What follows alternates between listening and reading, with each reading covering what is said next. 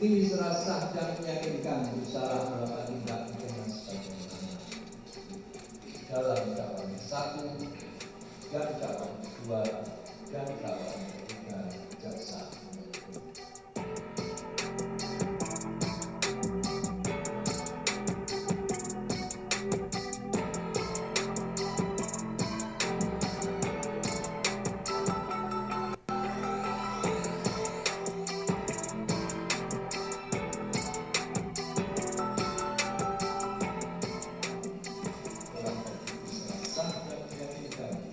Bersalah melakukan tindak pidana karena kealpaannya menyebabkan orang lain mati dan menyebabkan orang lain luka berat dan menyebabkan orang lain luka sedemikian rupa sehingga mengakibatkan sakit sementara.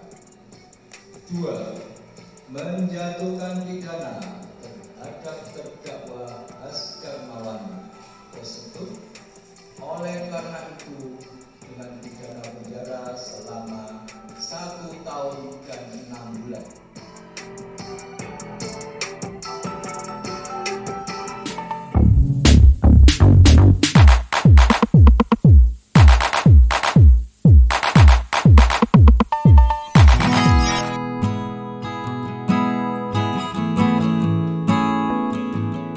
Assalamualaikum warahmatullahi wabarakatuh. Berjumpa kembali di channel Cendekia Muslim. Teman-teman sekalian, dunia peradilan atau dunia penegakan hukum kembali mendapatkan sorotan tajam dari publik ya. Setelah beberapa kasus yang juga cukup kontroversial dalam putusannya ya, seperti kasus meninggalnya 5 orang Laskar FPI, kemudian dulu kasus yang pernah ditangani Ferdy Sambo, para pekerja yang kemudian divonis bersalah dalam peristiwa terbakarnya gedung Kejaksaan Agung, dan masih banyak kasus-kasus lainnya yang putusannya mendapatkan sorotan tajam dari publik. Kali ini publik kembali menyorot tajam putusan yang dijatuhkan oleh Majelis Hakim Pengadilan Negeri Surabaya terkait dengan tragedi Kanjuruhan Malang. Seperti yang kita ketahui bahwa beberapa waktu yang lalu, kalau tidak salah tanggal 1 Oktober 2022, terjadi sebuah tragedi kemanusiaan yang sangat memilukan, yaitu meninggal dunianya ratusan orang supporter dan ratusan orang luka-luka. Itu terjadi ketika ada pertandingan sepak bola ya. Kemudian dari peristiwa itu ditetapkan beberapa orang tersangka. Kalau tidak salah saat itu ada 6 orang tersangka, tetapi 1 orang tersangka sudah dilepaskan karena masa tahanannya sudah habis. Kemudian yang berlanjut sidang itu adalah 5 orang tersangka yang menjadi terdakwa. Jadi perbedaannya teman-teman ya, kalau tersangka itu masih tahap penyidikan, kalau perkara itu sudah dilimpahkan ke pengadilan, maka status tersangka itu berubah menjadi terdakwa.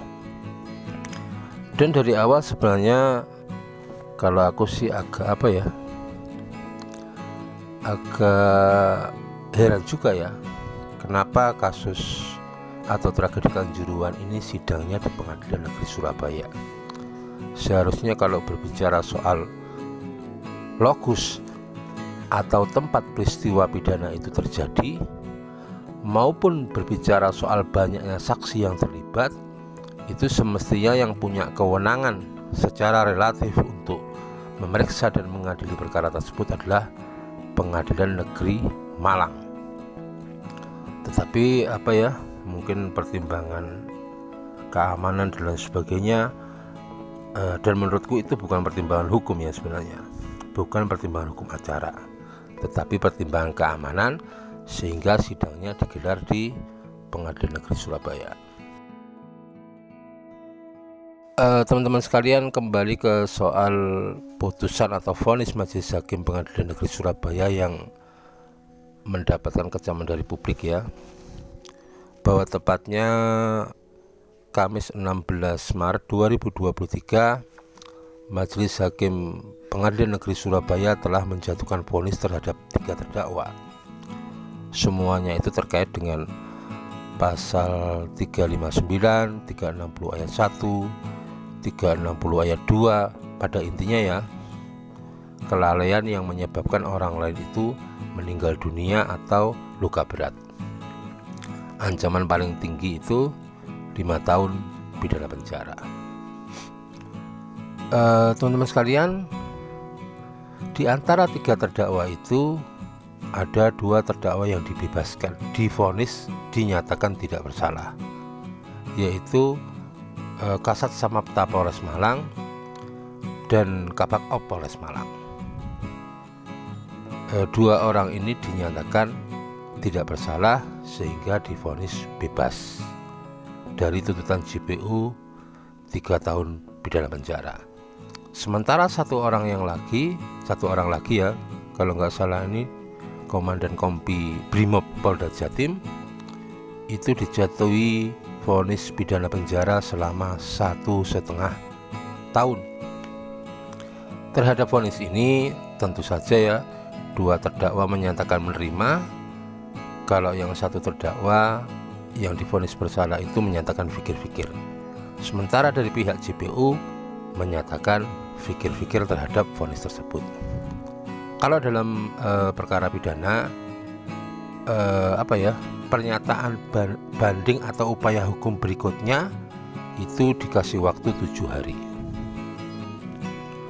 Teman-teman sekalian, ya kalau aku kan tidak tahu ya apa yang menjadi pertimbangan hukum dari Majelis Hakim Pengadilan Negeri Surabaya.